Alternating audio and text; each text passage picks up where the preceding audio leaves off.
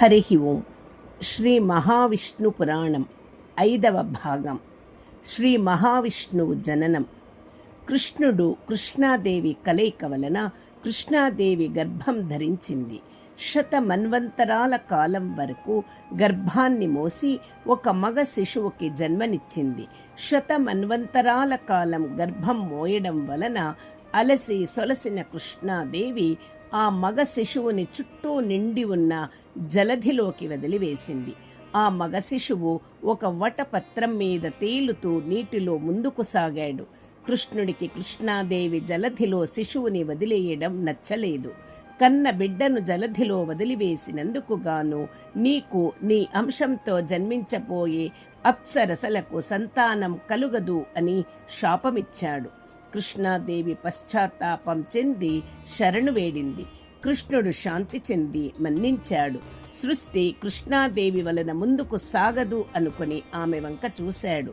ఫలితంగా కృష్ణాదేవి జిహ్వాగ్ర భాగము నుండి ధవళ అంటే తెలుపు స్వరూపిణి, శ్వేత వస్త్రధారిణి, వీణా పుస్తకధారిణి అయిన మహాసరస్వతి ఆవిర్భవించింది. కృష్ణాదేవి కృష్ణుడిలో కలిసిపోయింది. సర్వశాస్త్రాది దేవత అయిన మహాసరస్వతి వామ భాగము నుంచి లక్ష్మీదేవి, దక్షిణ భాగము నుంచి రాధాదేవి అవతరించారు. మహాజలధిలో తేలుతూ వెళుతున్న బాలశిశువు ఆకిలి కలిగి కళ్ళు తెరచి రోదించసాగాడు. రోదన విన్న కృష్ణుడు శిశువు ముందు ప్రత్యక్షమైనాడు. తేజోరూపం చూసి శిశువు ఆకలి దుఃఖం మరచి విప్పారి చూడసాగాడు. కృష్ణుడు ఆ శిశువు వంక చూసి, నాయనా, నా తేజస్సులో 16వ అంశయైన నీవు నాతో సమానుడవై ఉంటావు. నీకు ఆకలి దప్పులు, దుఃఖ భయాలు, జరా మరణాలు ఉండవు. అసంఖ్యాక బ్రహ్మాండాలు నీ రోమ కూపాల నుంచి ఉద్భవిస్తాయి. నీవు సమస్త విశ్వములో ఉంటావు. సమస్త విశ్వము నీలో ఉంటుంది. సమస్త విశ్వానికి ఆధారభూతుడవైన నీవు మహావిష్ణువు నామముతో ప్రసిద్ధి పొందుతావు. నీటిని నారములు అంటారు. నారములలో నివసిస్తావు కనుక నిన్ను నారాయణుడు అంటారు. సమస్త విశ్వము నీలోనే ఉంటుంది కనుక విశ్వ విరాట్ పురుషుడుగా విరాజిల్లుతావు. అండపిండ బ్రహ్మాండాలకు ఆధారమూర్తివైన నీకు సకల శక్తులు ప్రసాదించే షడక్షర మహామంత్రం కృష్ణ మంత్రం ఉపదేశిస్తాను. వింటున్న బాలవిష్ణువు చేతులు జోడించి మంత్రోపదేశానికి సిద్ధం అయ్యాడు. సంసిద్ధుడైన విష్ణువుకి చతుర్భుజాలు, పట్టు పీతాంబరాలు, కిరీటాది స్వర్ణాభరణాలు అలంకరించాయి. కృష్ణుడు ముందుకు వంగి శిశువు కుడి చెవిలో షడక్షర మహామంత్రం ఓం కృష్ణాయ స్వాహ ఉపదేశించాడు. మంత్రోపదేశం పొందగానే బాల శిశువు దేహం దివ్య తేజస్సుతో ప్రకాశించింది. వాత్సల్యముతో శిశువు వంక చూసి కృష్ణుడు, నాయనా, ఈ షడక్షర మహామంత్రం జపిస్తూ తపస్సు చేయుము. ఈ మహావిశ్వానికి రక్షకుడివి, పోషకుడివి, విరాట్ స్వరూపుడివి అవుతావు.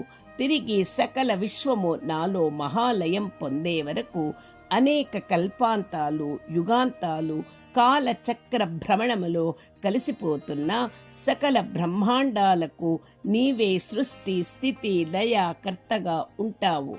ఈ జగత్తుకి ఆద్యుడు ఆధారుడవైన నీవు జగత్తు రక్షణ కోసం అనేక అవతారాలు ధరిస్తావు.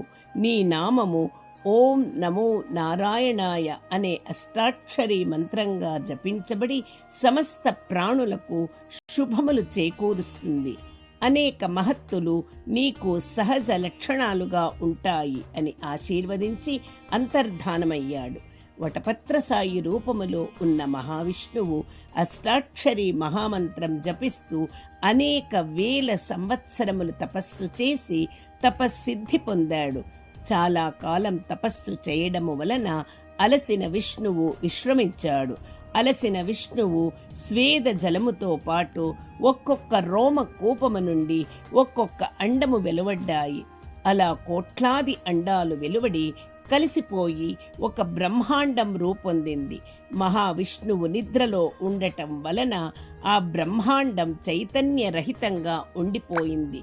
1000 సంవత్సరాలు అలా విశ్రాంతి తీసుకుని విష్ణువు స్వస్థుడై నిద్రలేచాడు. సృష్టి పొందిన బ్రహ్మాండములో నారాయణుని దేహము వ్యాపించి దివ్య తేజస్సుతో బ్రహ్మాండం ప్రకాశించింది. తన ఎదురున్న బ్రహ్మాండాన్ని విష్ణువు తన బొటన వ్రేలితో 2 భాగాలుగా విభజించాడు. చీలిన 2 భాగాలకి మధ్య జలరాశి నీరు ఉద్ధృతంగా రావడంతో బ్రహ్మాండం క్రింది భాగము నీటిలో మునిగింది. పైభాగములో మహావిష్ణువు సంకల్పముతో 7 ఊర్ధ్వలోకాలు ఏర్పడ్డాయి.